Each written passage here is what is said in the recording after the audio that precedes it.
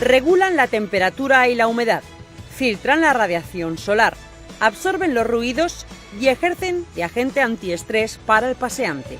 Son uno de los principales indicadores de la calidad de vida de los municipios valencianos.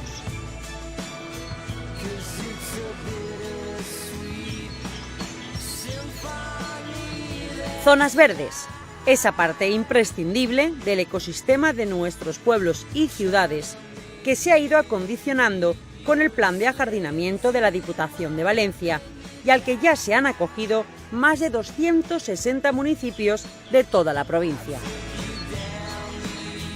El pla d'ajardinament de la Diputació, que enguany ja 2013 hem canviat el sistema de funcionar, està dotat amb 500.000 euros i va per a tots els municipis de la província de València. Segons trams de població, de manera que s'ha donat llibertat a qualsevol ajuntament per a que utilitzara aquests diners en allò que creguera convenient, com puguen ser des d'adquisició de plantes o d'arbres, tractaments fitosanitaris, poda, etc. La tendencia actual de la jardinería pública apuesta por lo autóctono, porque las especies se adaptan a la perfección a nuestras temperaturas y que conviven en armonía con aquellas variedades procedentes de otras latitudes. El Ayuntamiento de Alfafar, el uso que le ha dado a la subvención del plan de ajardinamiento ha sido en suministro de planta ornamental. Hemos utilizado este plan para cubrir, dotar o completar distintos jardines del municipio con planta generalmente autóctona.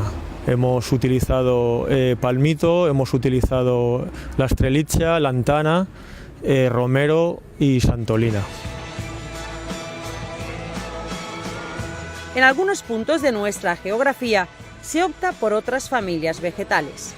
Es el caso de Benetússer, localidad del Horta, que ha elegido los ficus para sus plazas. Gràcies al pla d'ajardinament de la Diputació han aconseguit plantar en esta emblemàtica plaça del poble de Benetússer estos arbres de l'espècie Ficus australis que aconsegueixen modernitzar la plaça i sobretot l'aspecte més verd, més casual i més dinàmic d'una plaça tan emblemàtica, tan centralitzada com és la plaça Sant Sebastià. Una plaça que vam aconseguir modernitzar també i remodelar gràcies a les subvencions de la Diputació i com podem veure dotar-la també d'una font molt important per a canviar l'aspecte de la plaza.